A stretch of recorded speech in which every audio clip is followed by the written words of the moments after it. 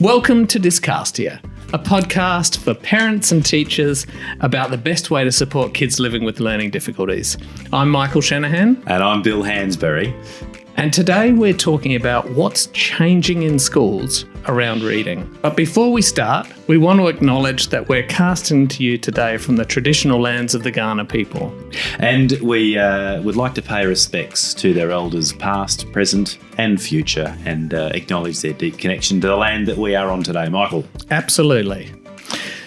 So, here we go. There's a big question because we get this question a lot from parents. And things have really changed in the world of reading, particularly in South Australia. So what is it that people need to know about these changes in teaching reading, Bill? Well, I guess there's a context to this, Michael. Yes, you and I do get asked, and schools right now who have changed how they teach reading to be in line with about 30 years consensus of scientific evidence about how the brain learns to read. The schools that are making this change now are having parents ask them, particularly parents who have a younger one in, say, reception or year one, and they've got an older one who may be at the other end of primary school and they're noticing a difference, right? So what's changing? Well, so how did it used to be? So, okay, that's probably a good place to start. What is it that people would be used to seeing? So if they're a teacher or a parent, what's been kind of the status quo up to now? The status quo, well, it's a really good question, not a very straightforward answer without because not being nuanced in this can end up being insulting to certain people, but here we go anyway. There's this ideology around how we should be teaching reading, and it's pretty much dominated in Australia and other developed countries for a really long time.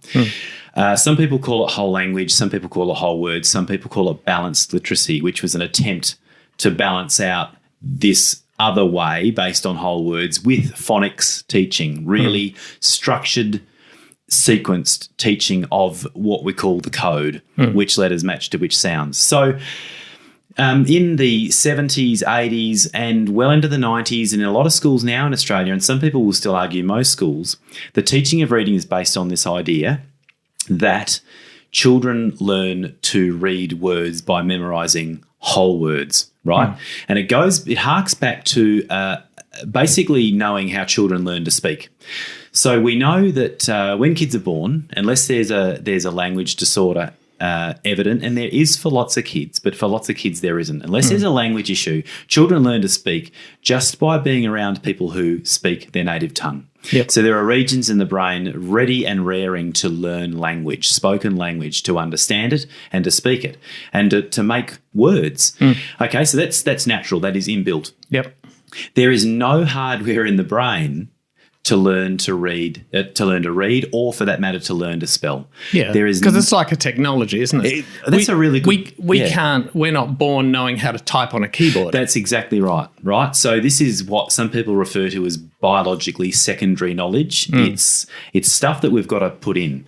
So the logical fallacy that went was, okay, we know that if we immerse children in spoken language, they will just learn to speak. Okay, so before we could watch the brain while it reads, and we can now thanks to technology like fMRI and all sorts of other really sensitive scanning technologies, before that idea that children learn to speak just by being around speakers translated over to reading. We had this idea that, well, if kids just learn to speak by being around speakers, they will learn to read if we immerse them in the printed word. Yeah. And they will just soak it up. Yes. That turns out to be absolutely wrong. In fact, it couldn't be further from the truth. It's interesting, though, because it did catch on. Yes. And it probably caught on because, and I imagine this is still the case, for a portion of kids, they do quickly learn to read. So there are a good probably 30% of kids that will learn to read even if we don't teach them. Yeah. Like they're just such good language and phonological processes that they do actually kind of pick it up. And so it's easy to say, okay, well, look, it's working. These kids are all learning to read because we've taken this approach. But from my understanding, the problem is if you're not one of those lucky kids, this approach can actually make it harder for you. Yes. Nancy Young has put together this model called the ladder of reading, and that outlines which percentage of kids will learn to read in a whole language or whole word environment, regardless of how it's taught. Yeah. I'll use an example. If you've read To Kill a Mockingbird or seen the story, Scout in To Kill a Mockingbird talks about how she just learned to read by sitting on her dad Atticus's lap, watching his finger go along the print. Yep. So when I talk to teachers, I say, so we do have these kids, we call them the Scouts, who regardless of how they're taught, they just magically soak it up. Yeah. So you watch these kids and you would go, oh, learning to read must be natural. Yeah, look, here's the proof. And that's, as people who, as someone who comes up with a theory, I'm on the lookout for proof that my theory is correct. Yes, because that's right. how we operate as people, It's isn't called it? confirmation bias, Confirmation isn't it? bias, yeah. And so when I do it and I say, here's proof, it's working, and I've been doing it for years. So, Bill, what are you talking about? That's this right. does work. There's just kind of a bunch of lazy kids Oh, here we go. Yes. who don't work as hard. Yes. Or their parents didn't read to them. Yes. And that's the problem. It's not the way I'm teaching. Yeah, yeah. But that's, I mean, I can totally understand why someone comes to that conclusion. I've got my hand in the air because that was, look, I didn't get taught in pre-service teacher education really anything about how kids learn to read or how to teach them, regardless of the system, right? So where was I headed with this? Yes. Yeah. So that's the whole reading history. Yes. And it is, as you say, a bit of it's kind of turned into a belief now, hasn't it? Yeah. Because the science has now shown that this is not actually the case. Even though it might look like it, this isn't the case. This isn't how it works. No, and all you need to do is have a look at Australia's reading results. Roughly still a quarter of our year nines are at or below minimum reading standards. So you have a look at what we spend on education in Australia, and then you have a look at our results, particularly compared with other developed countries around reading proficiency. The 2011 Pearls study had Australia ranked 27th, I think, right behind all sorts of countries. We were bottom of all English-speaking countries. Now, there's been a few Pearlses since then, but we haven't made the progress you'd expect. We haven't moved up that ladder in a way you'd expect when you have a look at what we spend on teaching or what we spend on kids in schools. And what a privileged country we are. Yeah, You'd that's expect us to be progressing further. So we've been massively underperforming, right? Which is another little piece of evidence to say maybe this approach isn't working. Well, it's leaving too many kids behind, Michael. Yeah. So yes, you've got your Scouts, and then you've got this whole proportion of kids, 40 to 50%, who will get by with just a little bit of phonics teaching, but primarily a whole language type of approach, right? Mm-hmm. But then you've got this really vulnerable set of kids, and it's around 20%. And these are the kids where dyslexia falls into this category, and perhaps other language processing difficulties. But you've got a fifth of kids who, unless they get this highly structured, code-based instruction by teachers who really understand how to teach it well, these kids are left behind. And Mark Lemessurier referred to this as Australia's dirty little secret. The fact that in such a developed country, teachers like you and me just accepted the fact that 1 in 5 kids will leave our classroom probably having made no progress over a year in their reading. And we didn't really know what to do about it, so we just kind of, I mean, it's not to say that people were callous about it. No. It's that, what do we do? You know what I mean? Right. Like, how do we fix this? Yes. For a period of time we didn't know, but now we do know. Yeah, we do. And I suppose this is the change, isn't it? It is the change, the science is in. Well, it has been in. Look, it has been in for a long time. Yeah, that's right.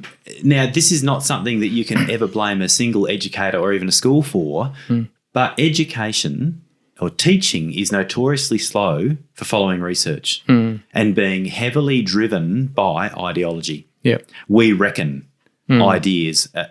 So Mark Seidenberg puts this really well in a book called Language at the Speed of Sight. He's actually brutal around educational or education settings inside of universities, educational faculties, saying these folks are terrible when it comes to aligning how we teach teachers right, around with the science of reading. Yep. And he says, so what is it? Where does this leave teachers? Well, Pinterest, the internet, and very vulnerable to all teachers sorts of... pay teachers. Yeah, well, don't get me wrong. There's some good stuff on there. There You is. just got to know what you want. Yes. Yeah, so it leaves us very vulnerable to ideology. It makes us very vulnerable to, instead of basing our practice in the evidence, going next door and going, Michael, how do you teach kids to read heart words? How do you teach kids, tricky words? And taking your advice on that instead of having a look at what pretty much a 30-year consensus of evidence says about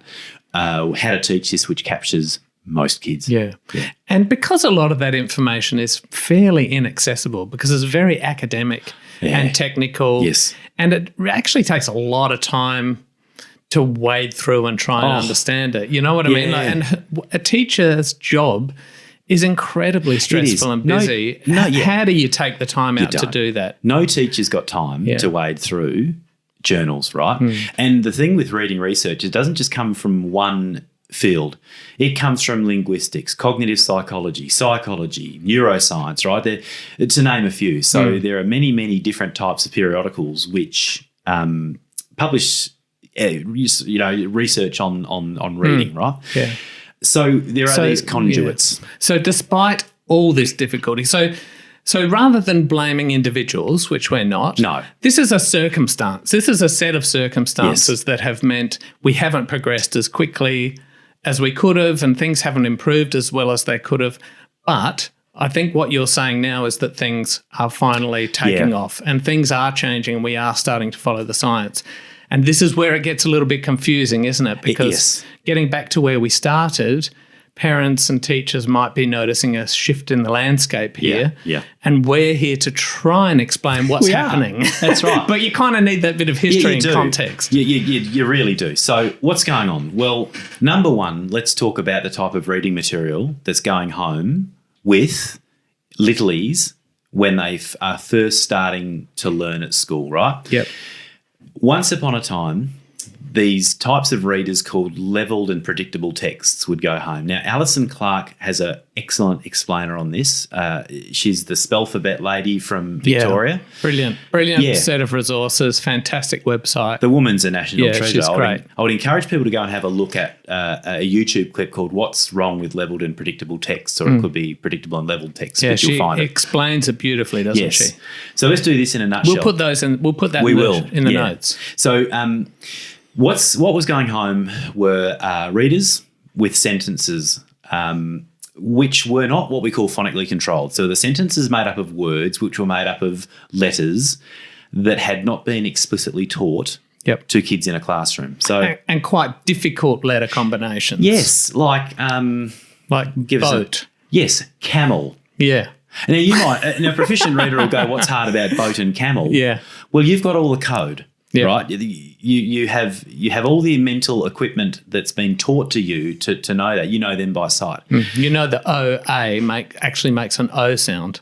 That's right. Not an O-A. It's not bo-at. That's right, and it's not B-O-T-E, boat, right? So what we're dipping into here is the complexity of the English orthography, or AKA our spelling system. Yep. So we have this complex spelling system. So we were sending home these readers. Look at the boat, look at the swing, look at the camel, but without having taught explicitly the connections between the sounds those kids have in their heads and how they're represented by letters. So these readers would also have pictures.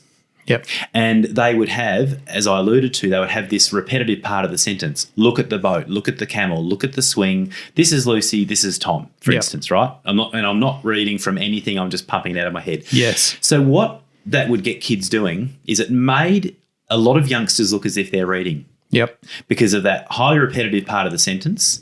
And then if they didn't know the word like boat, camel, swing, they would look at the picture. Yep. So what that does... and I have living proof of this with my son. Yeah. Because we thought he was reading well. Because we were parents that read every night before we went to bed. Yeah. We would read, and we'd often read the same books, so it was quite repetitive. And I remember a time when my wife accidentally skipped a page. But he read the page that was skipped. He'd memorised it. We thought he was reading these books as we yeah. were flipping the pages, but when we flipped the page, he read what was on the previous page and was like, hold on a sec, you're not reading this at all. You've just learnt it. So I'm interested, Michael, what happened next?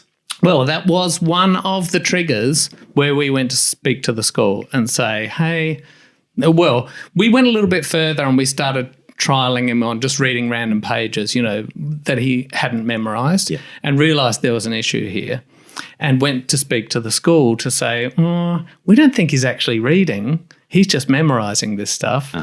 Unfortunately, the school's response was, he's fine. Don't worry about it. He'll grow out of it. That's how they all learn to read. Michael, I'm glad you kept telling that story with a bit of prompting, because this is what is going on when these books go home.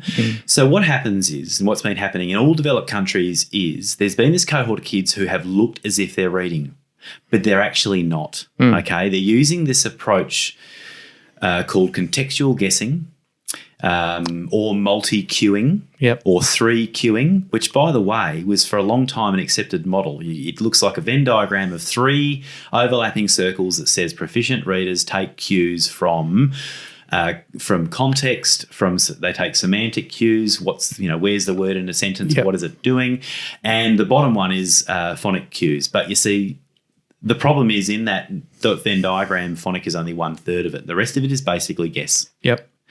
So these kids, our scouts, our very low percentage of kids who learn to read no matter what, that's fine, they move on. But what's going on in their brain, Michael, is they are cottoning onto this thing called the alphabetic principle. They are on their own tuning into this insight that each of those letters represents a sound. Okay? Or sometimes a group of letters like OA in boat represents a sound. And their brains are just wired that way that they get it. Well, yes. Not to say that they were born with equipment ready to learn to read. That's right. But they do this job very easily. They tune in on this idea that these squiggles on a page stand for sounds, and their brain then very quickly, through an incredible statistical machine, starts to make solid bonds between those letters and groups of letters and sounds. So eventually they're storing words with ease, and eventually they're storing whole words with ease, and eventually those words just pop off the page because they have this incredible sight word vocabulary, and for all intents and purposes, they look like, and they are, a proficient reader. Okay? But then we have about 20% of kids. Now, people will shoot me on this because it might not. It's around 20% of kids. No one knows because no one's done the research, particularly in Australia. There's some research, but it's a bit fuzzy, isn't it? Look, we kind of at the moment talk about this 1/5, of kids who their brain doesn't do that, and it's based in how the brain processes speech sound, right?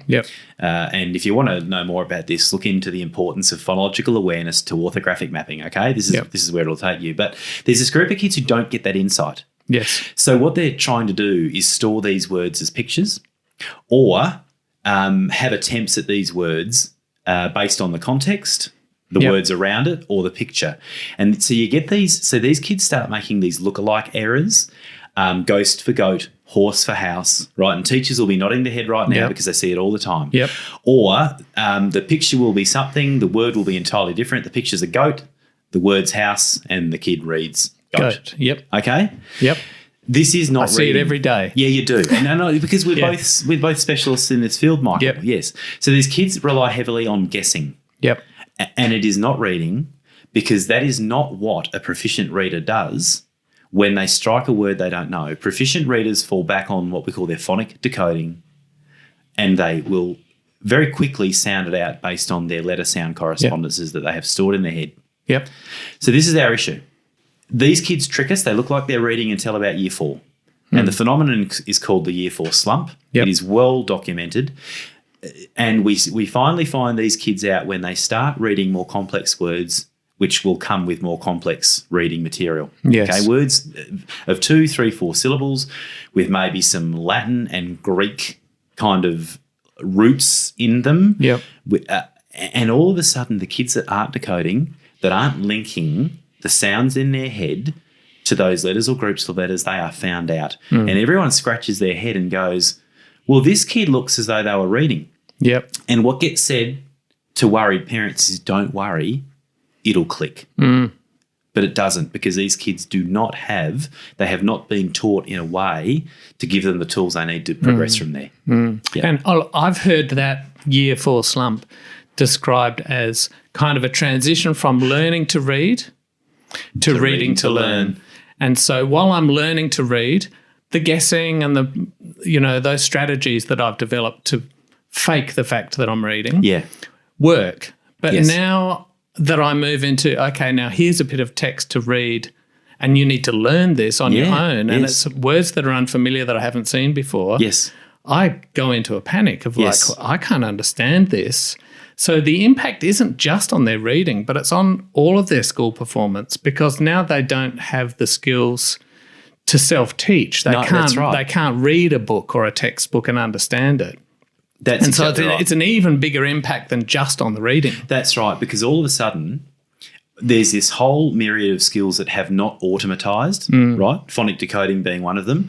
So these kids use up all their mental workspace on either trying to guess from context or trying to sound out and decode based on a pretty flimsy framework. Yep. They're using all their mental space for that. So you can forget comprehension. You can forget free space in their brain to think about what they're reading, to monitor, is this making sense to me? So this is where this thing called the Matthew effect kicks in, where those kids who are reading with ease, the rich get richer. Yep. And the kids who didn't get this type of instruction, who needed it or didn't get the intervention, they're the poor and they get poorer, because you've got this whole cohort of kids who the very act of reading is teaching them to read, and you use the term self-teaching. Yep. The researcher is David Scher, I think, came up with this probably a decade ago. So there's a group of kids who are now self-teaching. The very act of reading new material is teaching them to read, but then you've got this other and they understand it. They do. can read a They're piece away. of text in a textbook and understand it and do their homework. They are away. Or, yes. That's right. Yep. And the other kids, Michael, we know them very well. Yeah, we know them very well. My kids are like this. Yep. Even now in high school, even at university, my kids will come to me and with a textbook in hand and go, I have no idea what this says. Yep. Yeah. They can read it. Yes. But there's no capacity in their brain for understanding, because the reading part is so hard. Yes. And we've got to go through it together.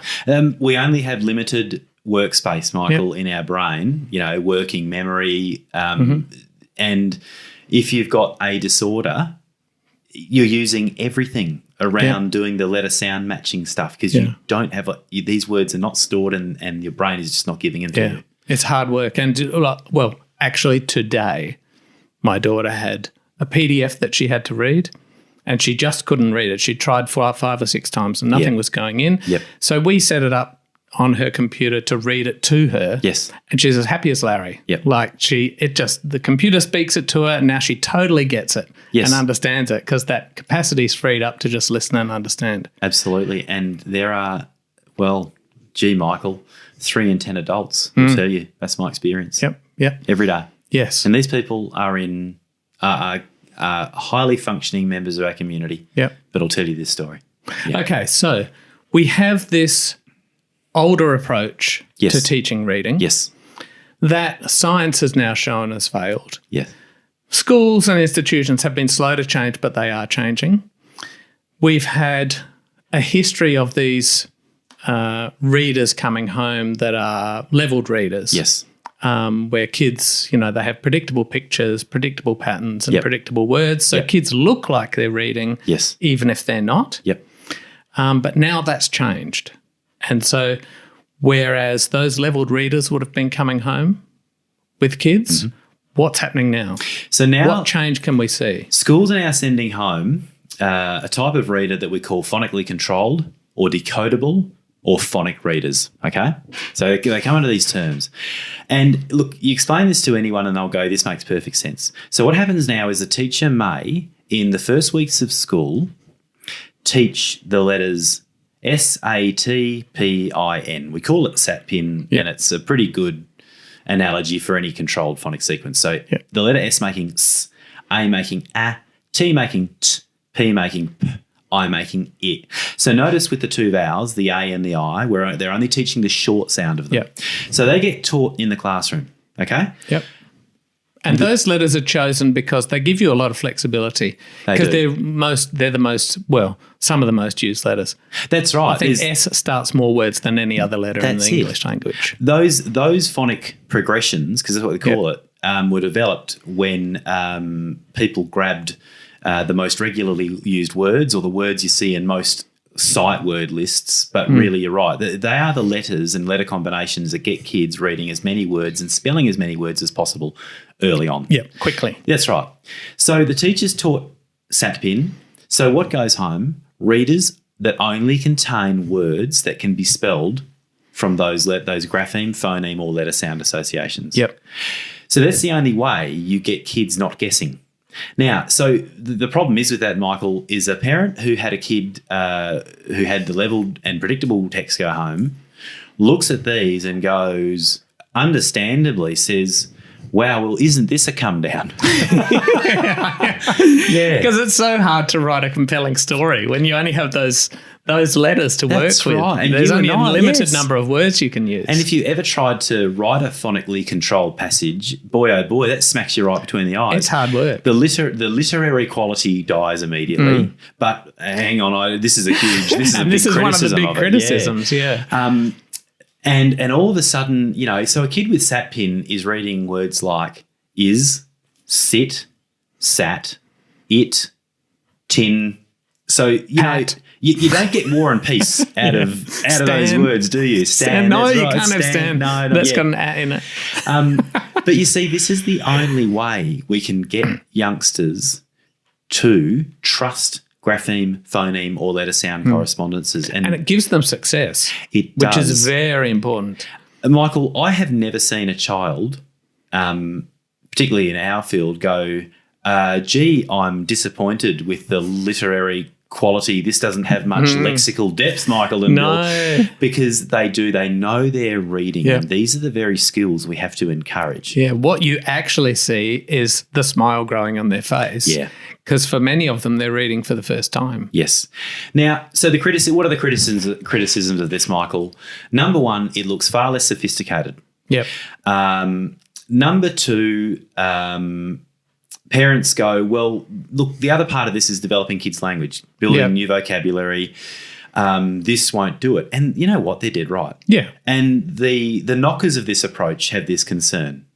They're not wrong, but you see, if you want a child to access better literacy or literary content, you read to them. Yeah. So there's a difference between what you get the kids to read to you and what you read to them. So it's really important that parents still grab the really cool stories off the shelf with those and do the shared reading. And do the shared reading. Yeah. But listen, don't get your kids to decode words that have sounds that they don't know yet. Now, if the child wants to have a go, let them have a go, but correct them. Yep. And you might go, oh, you haven't learned that one yet. Yep. Now, and it's kind of like I understand that criticism, but I think it's taking the process out of context. Yeah. In that, going back to the tennis analogy. Yes. It's like taking your kid to a tennis coach and your tennis coach doesn't immediately say, okay, now do a full overhead serve. That's right. One of the most complicated things, and just keep doing it until you can do it. Yeah.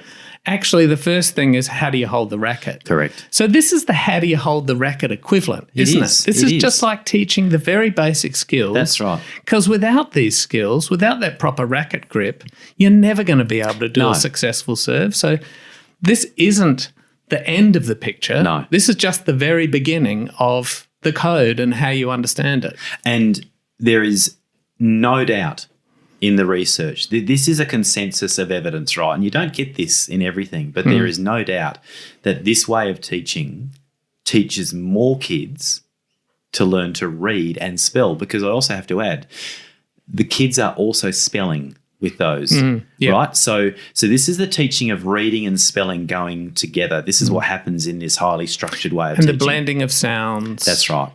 So it's not just that decodable reader. It's a whole package there. And, I mean, I wonder if part of the criticism or, reluctance to do this is a speed thing because it feels really slow. Yeah, it does. Like it feels so slow that we're starting with these really basic words. You're tempted to make it more complicated and get them moving faster.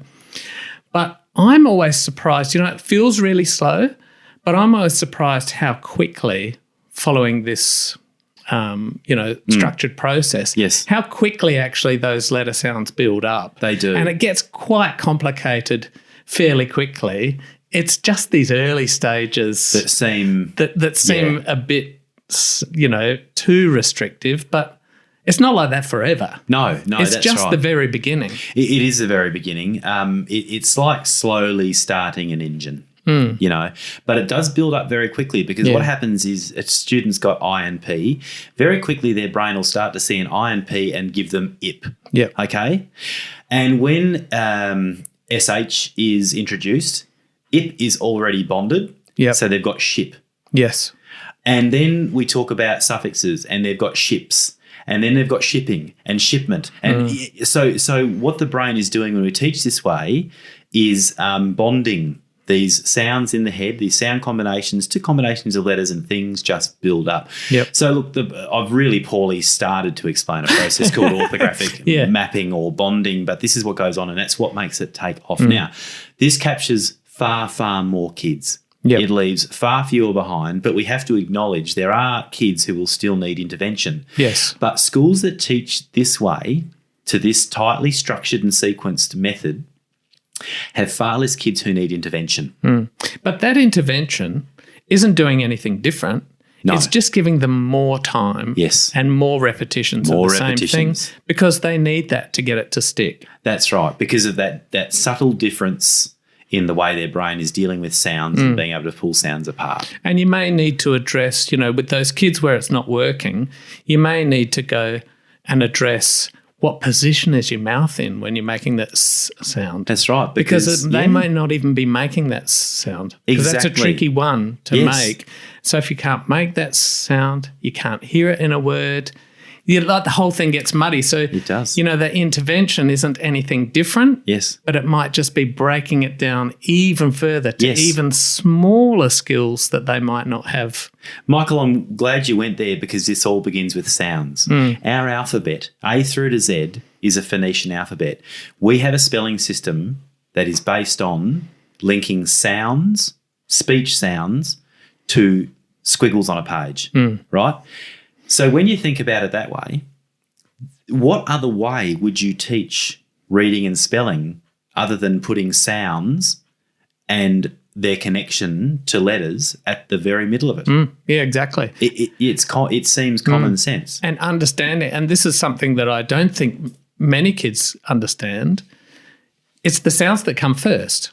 Yes. And the writing is a record of the sound. Correct. But I find kids tend to sometimes look at it the other way around and they think, I'm speaking like this because that's how it's written. Yes. You know what I mean? And, and it gets quite confusing when you think about it like that because, kids don't think about accents. No. Just talking about the fact that we have a slightly different accent. And so that's why that word doesn't quite make that proper at sound. Yeah. We make an R sound instead because we're South Australian. Like it's complicated. And I think that kind of nitty-gritty nuance is what the intervention is. For those kids that are finding it really tough, it's not that you're doing anything different, but it's that you're going into more detail at a slower pace and more repetition to make it stick. Yes, and that detail is important because if your brain is not doing this really easy work with sounds, you need more hooks. Yep.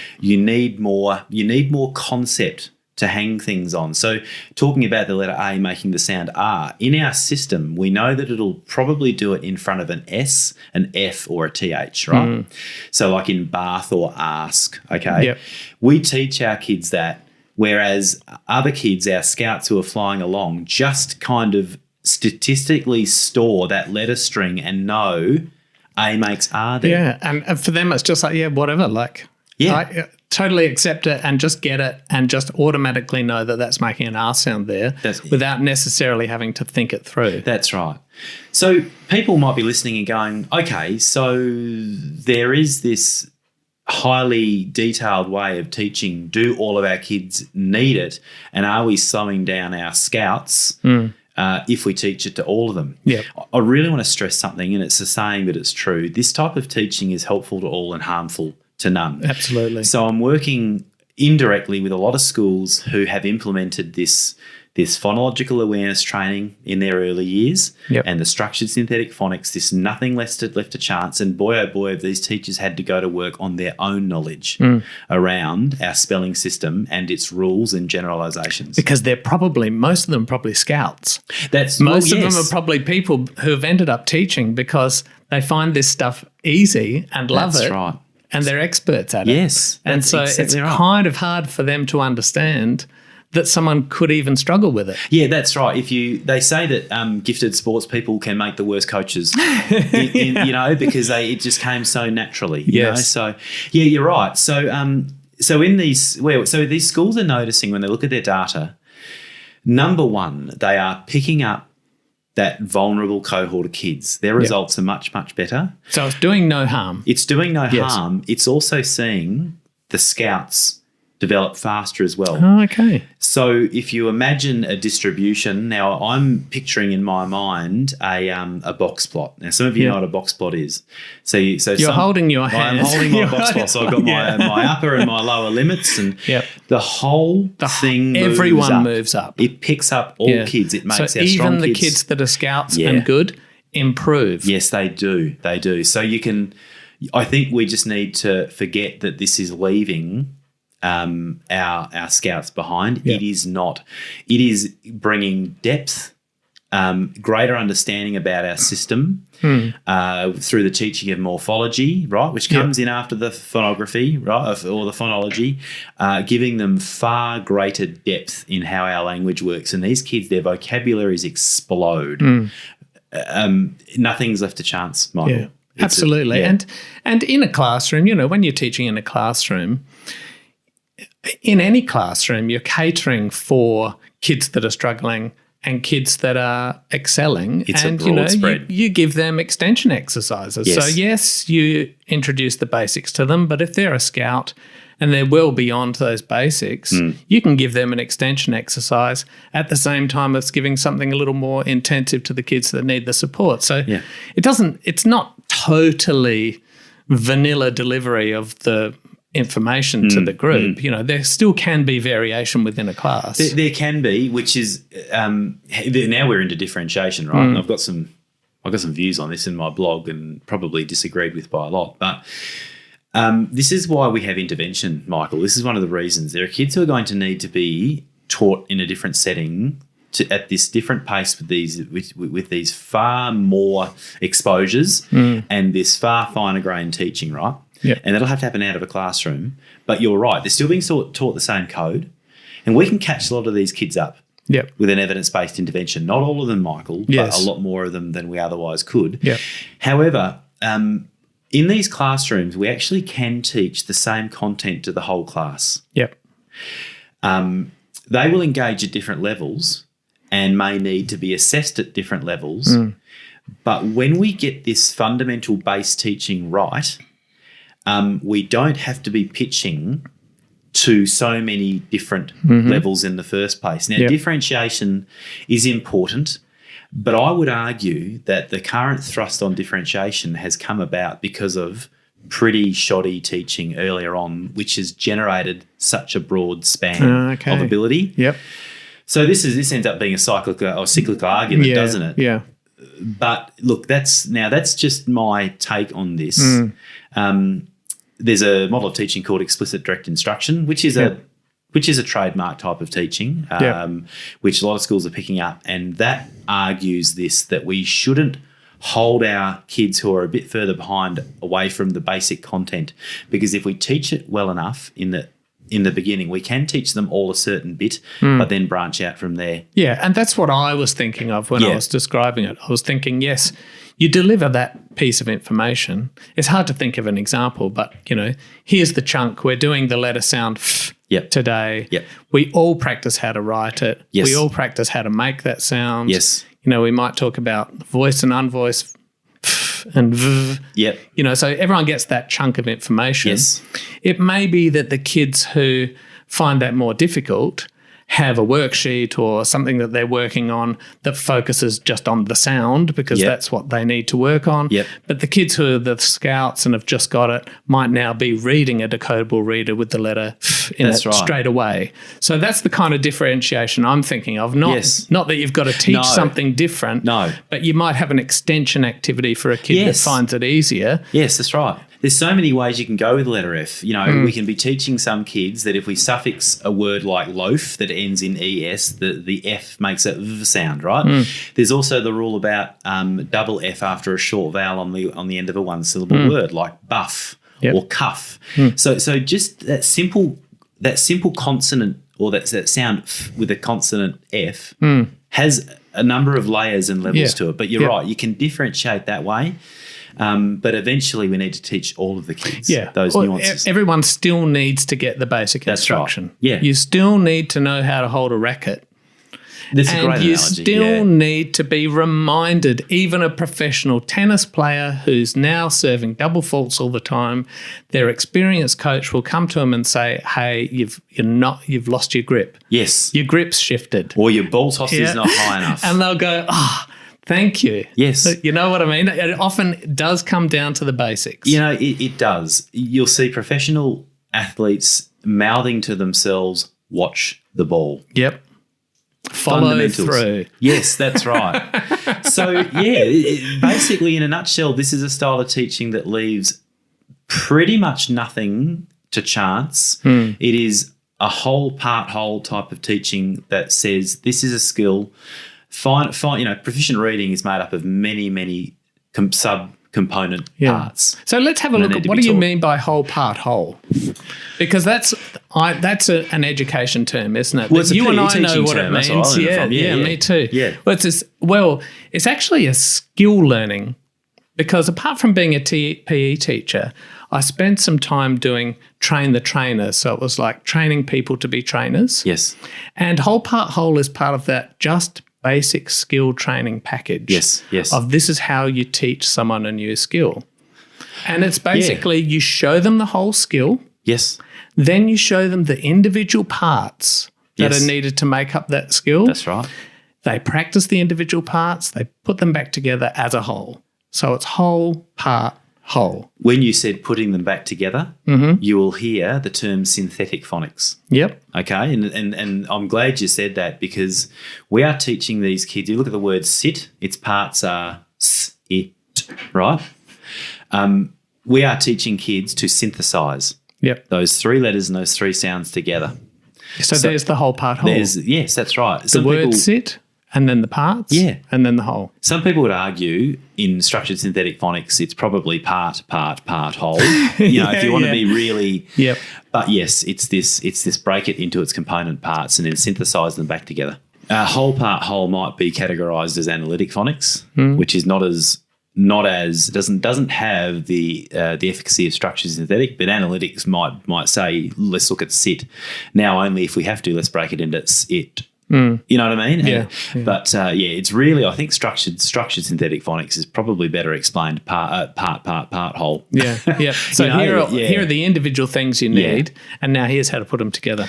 That's right. So if you're a parent, watch next time your kid is on the tennis court or anywhere else in a sporting area getting really good instruction about a skill, and then think about how they're these decodables, and it's not a hard thing to connect. Yeah. Riding a bike. Yeah. That's right. You start with training wheels. That's good. That's spot on. Yeah. Then you held. That's right. You held. So these first sat pin readers are really the equivalent to training wheels or holding onto the seat while the kid's learning to ride. Yeah. Because they're not ready yet. No, the word and scaffolding if you comes to mind. suddenly, chuck a book at them, they're going to fall off. Or they'll guess away. Yeah, that's right. It'll be sad as said, house as horse, or house for goat or goat for horse, or you know what I mean? And a lot of parents will nod their head. They've seen this. It's not reading. Yeah, and the problem I find with the guessing is that these kids are smart. Yeah. So there isn't any problem here with them doing a really good job of guessing from context. No. So they're really good guessers, Yes. and they practice it and they get success with it. And then that becomes a very hard habit to break. Because to say to a kid who is reading, who has already got issues around reading and they're hyper aware of the fact that they're not reading well, the last thing they want to do is slow down. That's right. But that's what they really need to do in those initial stages. They need to slow down and actually read what's there. Yeah. But that's a really tough thing to get a kid to stop guessing. It is. It's like me saying to you, Michael, look, mate, sorry, walking forwards is not right. You have to walk backwards everywhere now. Yep. It's a really poor terminology. And as soon as you're not looking at me, I'm going to turn around and walk forwards. Or if my friends are looking at me, I'm going to walk forwards. Or I had to read in front of the class, I'm going to start guessing because I don't want to look like a fool. No, that's right. And so what we're saying here is that this change that's coming about hopefully avoids the habitual guessing that is encouraged and taught through that whole word process. I mean, is that one of the worst things that comes of it? Like apart from the fact that, it's difficult to read and, you don't learn to read, I kind of think this habitual guessing is a real bugbear of mine because, as someone who works with these kids a lot, it's a really tough nut to crack for me. It's hard to get the kid to think differently and stop that guessing. And I talk to the kids a lot about it, and they see when they're doing it, but they can't help it because it's so habituated. They know they're doing it, but they can't help it. I've recently graduated a young lad, a beautiful kid, who even at the end, and he went on to high school, and the parents and I made the decision we'll take our gains, right? At the very end, this youngster was still guessing more than I wanted. And I said to him, mate, did you have a teacher anywhere along the line who said to you, read faster, read faster? And he said, yes, I was. And he then recalled this with complete clarity. He said, I was in year 3, I think. We had a visiting teacher. My teacher went to have a baby, and we had this other teacher, and she would always tell me off and say, read faster, because if you're not reading a certain amount of words a minute, you can't go up a next level. Okay? Yep.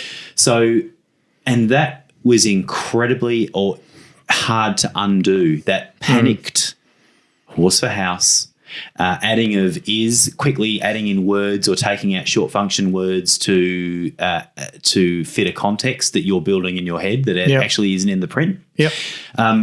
So for some kids, they can get over it with a bit of good instruction once they start to trust the grapheme phoneme correspondences again. Yeah. And some kids are just really heavily in it. Yeah, it's hard to pull them out. It's hard to pull them out. And so this new approach will hopefully stop some of that happening because we won't be actively encouraging them to guess as a strategy. Yeah. But we'll be taking them through step by step. And I might argue this very old approach, Michael, because the grandparents of these kids, primary school age kids now, or maybe their parents, will remember heavy duty phonics teaching in primary school, albeit with the cane and other things that weren't so cool. But phonics was how this was taught. Oh, gee, probably trying to think when whole language really took off in 70s. But before that's when I was at primary school. Yeah, I definitely had whole language. So did I. Yeah. What was it? Dick and Jane? Dick and Jane and yeah, Pam, Sam and Digger. I'm trying to work out whether that was phonically regular. I don't know, but yes, it was part of the furniture. And you talk to people who taught before this, and they said when this whole language stuff came in and it swept in, right? A lot of them said I kept teaching phonics, but when the principal walked into the room, I stopped. But I knew it was getting better results, but I would be chastised for teaching it. So it's kind of like the whole word experiment has run its course and failed. And now we're back to where we were before that experiment started. you could look at it that with way. a much more sophisticated understanding of it. Well, an understanding of why it works. Yeah. So, you look at people who are theorising disorders in reading, people like Samuel Orton. This is where Orton Gillingham or OG comes from. Yeah. Samuel Orton in the 40s recognised this group of kids who were struggling. He came up with this term strethosymbolalia, which was letter blindness or congenital word blindness. But Orton knew there was this cohort of kids who were very bright who were not locking in the code. So you look back, way back, we're talking half centuries, almost a century now. Yeah. This method of remediation for these kids was heavily code-based. It was phonics on steroids, Yep. just like what we do now is. So the effective intervention for reading difficulties has never changed. But for some reason, the global teaching of reading and spelling did. Well, look, if you can't match letters to sounds, you're sunk for spelling it. You know? Even in a complex, sometimes irregular orthography like ours, it all starts with sounds. Think about the word yacht. Yep. Y-A-C-H-T. Looks like yacked or yatched. It's still 2/3 regular, Michael. Yep. A Y always makes a Y or a Y sound. Yep. A T will always make a T. It's just this ACH in the middle. So people will go, why do we teach this? Because you get these irregularities in words. Well, it's not that bad.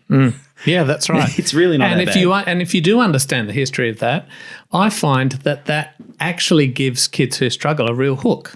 Because it once in its because language of origin. they actually remember that story. Yeah, the yacht. I have, by coincidence, just a couple of weeks ago, I did this word with one of my students, and she thought it was brilliant. Yes. And now she just says, yacht. And that's how she remembers it, and she thinks it's funny. Yes. And now that word is just no longer a problem. That's right. Because she gets it. Or said was once pronounced said. Yeah. And I said to him, or the spelling of two, TWO, comes from twin and Twix, like we were talking about last time. Yes. There are these reasons. Our spelling system was pretty well thought out. Yeah. We just need to teach it. Yeah. And so getting back to what we wanted to talk about today, what's the message we're trying to get across here about this change? It's a positive change. It is a positive change. From the outside, it looks like a dumbing down or a winding back. Schools are having uncomfortable conversations with parents saying, we're actually teaching it a lot better now. Really sorry about your older ones. So there's some pushback from parents here on this? More questions. Right. What's going on here? Why does this look so different? And why didn't my 11 or 12-year-old get this? Yeah. So, schools are kind of sometimes feeling quite red-faced. And there's no other way to be honest with your parents. You go, look, this is how we should have always been doing it. But this is not the fault of teachers. This was the rage that swept through education, and it wasn't just in Australia. It was in developed English-speaking countries, and, whole language took the world by storm. It was based on a very intuitive idea that kids learn to speak just by being around speakers. So let's just put them around words and read to them lots, and they'll soak it up. And it really does feel like that's how we do it. Yeah. Like intuitively, you think it's probably correct. It's only when you get down to the nitty-gritty and actually studying the science of it that you go, hold on a sec. This isn't quite what we thought it was. That's right, because the person who reads with ease forgets how hard it was to learn to read. And when you read with ease, whole words are jumping off the page at you. Yep. Whole words. You're not decoding much unless you strike a word you don't know. Yep. So, again, you get this logical fallacy, this intuitive idea that, well, I read whole words, therefore we should be teaching whole words. Yep. But that is not understanding and not taking into account all of those processes that our brain went through to get there, because the brain was never, ever built to read. So if I'm a teacher and my parent is saying, so let's say you were this teacher, Bill, and I'm a parent coming and saying, why is this different? What are we saying to them? We can't. What is it in a nutshell? We can't say what we can't go over this last 30, no, we can't. 30 minutes. What should schools be saying to parents? Do you think they should be proactively communicating this, perhaps? A lot of schools are. Yep. A lot of schools are getting right on the front foot. And some of them may use this. And if this helps their parents, brilliant, right? Yep. But in a nutshell, this way of teaching that you're seeing now has the weight of evidence behind it to date, and it leaves far fewer kids behind, and it also teaches our stronger readers. It teaches them better as well, so it's not dumbing down. Big sigh. We should have been doing this all along. However, education broadly lost its way for a while. Yep. But we now have all of the evidence we need. Now, we don't exactly know how the brain reads, but we've got a pretty good idea, right? This is what we know works best. And, we all wish we knew what we know now when we started teaching. Yep. There's really no other way around it. I don't think we can spin and fluff our way around that fact that as a country, we got it wrong for about 30 years, you know? Yes. I don't know how else we broach this. Yeah. And it left far too many kids behind. Yep. Yeah. Now, what's this running records thing I hear of? So I heard that running records is stopped. And was that running records part of this levelled reader historical process? Yeah. Running records was a way of assessing kids' reading based on the idea that our good readers, when they strike unfamiliar words, will guess from context or picture. In fact, that's what was assessed. Can a student do this? Do they go back on this 3-cueing skill set when they don't know how to do it? And so that's good, how kids will put up levels. Yes, that's right. So if your kid, was reading level 1, they would have a running record test done on them. Teacher would observe them reading with a really detailed check chart. Yep. Are they doing this? Yeah. And unfortunately, the things on that teacher check chart were not supported by evidence. Those attack strategies were not evidence. In fact, they're damaging. If we teach kids to do that, we damage their reading, sometimes irreparably. Yep. Yeah. And so then they would go up a level. And that would be the celebration. Yes, you've moved up. I've moved up. My reading has improved. Yep. But what we're saying now is not necessarily. No.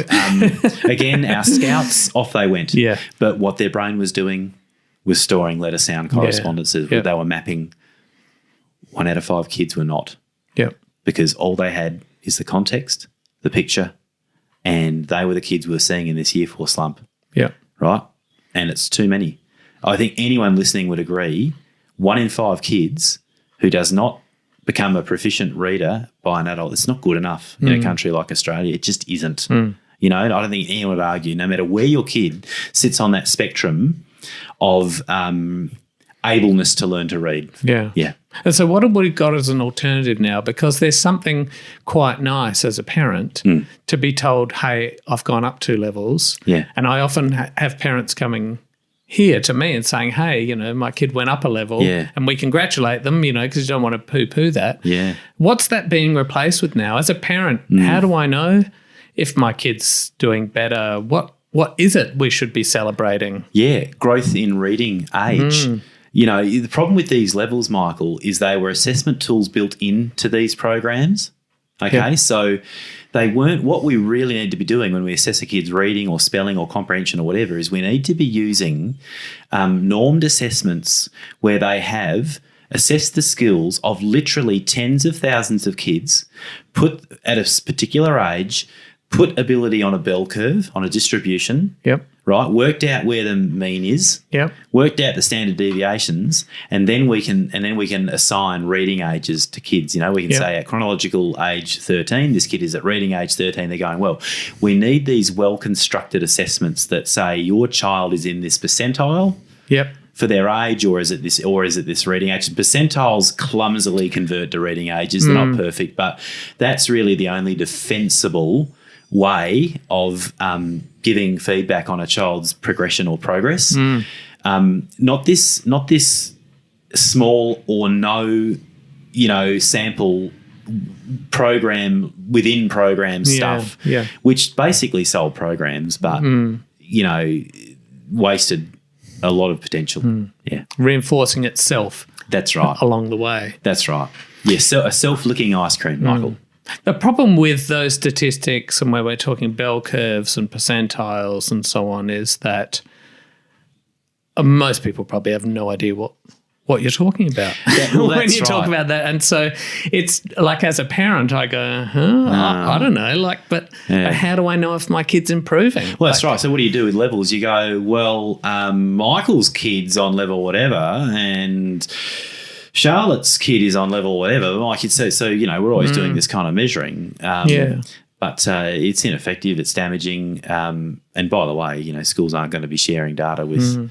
But you see, if we've got this reliable percentile stuff, what's the harm of explaining percentiles to parents? Yeah. Or if you're going to match it to age, Michael's a chronological age 7 years and 5 months. He's decoding a chronological age. Or 7, let's say he's 10. Michael's 10 years, 5 months. He's decoding as a 6-year-old. We know we've got a problem. We reliably know we've got a problem. Yep. Okay? There's intervention needed 2 years ago. Yeah. But we'll start now. Yep. Yeah, that's right. Instead of this, I've seen lots of boys stay on level whatever for a long time, but don't worry, it clicks. Yep. And I've been guilty of saying that before I knew better. Yeah. I find those ages tricky. Yeah. I find those ages tricky because I think they're a little bit misunderstood. Yeah. And particularly for a kid, to say to a 12-year-old kid, you're reading like a 6-year-old is a bit of a bitter pill. Oh, you got to word it very carefully. Yeah. And so the ages are really tricky. Yeah. I find that kids and parents do understand percentiles. Yes. So, if you think of a percentile as there's 100 kids in the room. Your exact age. Yeah. Yep. Then, 100 kids. So, of thousands of kids around the world, your age, if they're all in a room, you'd be in the top 10%. Yeah, if you're at the 90th or above percentile. Yes, that's right. If you're at the 90 or above. The sting is still the same, though. The sting's still the same, but these kids know they're struggling. Yeah, Michael. They're not oblivious to this.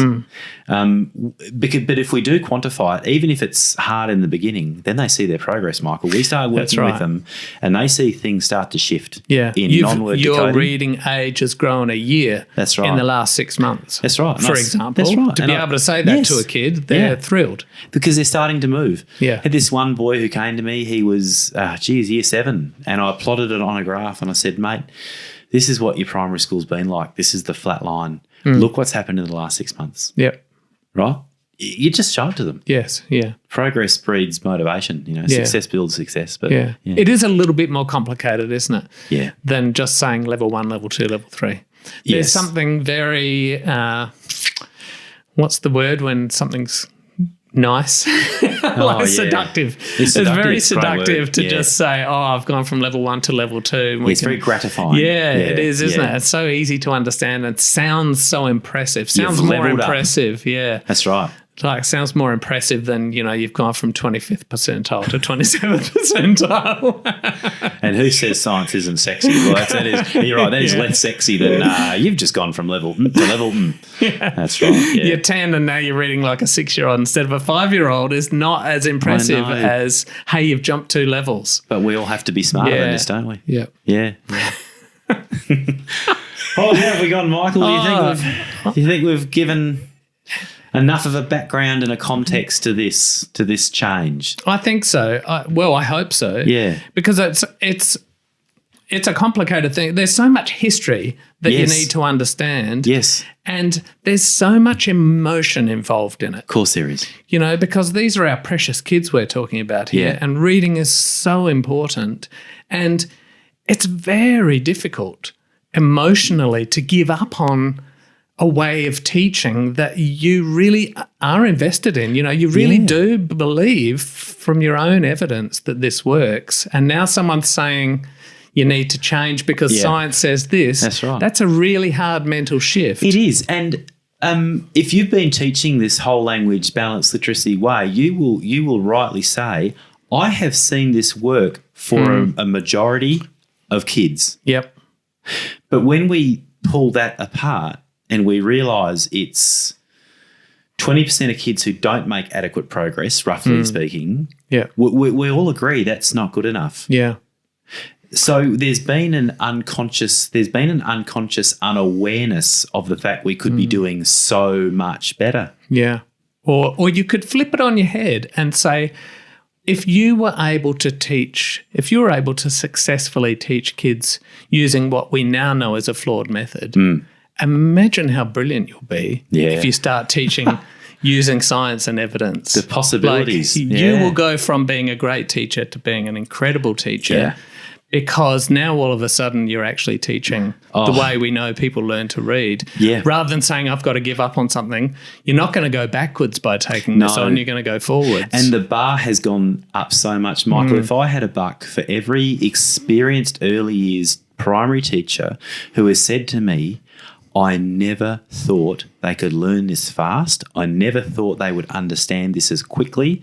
I hear this all the time. Littlies are flooring their teachers, seasoned teachers who have taught many, many children with the progress and the speed of this growth. It is like a rebirth. Yeah. For and some people have left the profession based on it, Michael. Some people have said, no, I believe this whole language balance. This is just another edu trend. This too will pass anyway. I'm tired. I'm out. Yeah. People have left schools because of it. Yeah. Teachers have moved on to other schools. It's a very hot issue. It is a hot issue. I can't stress enough how much it's not about criticism of individual teachers. No.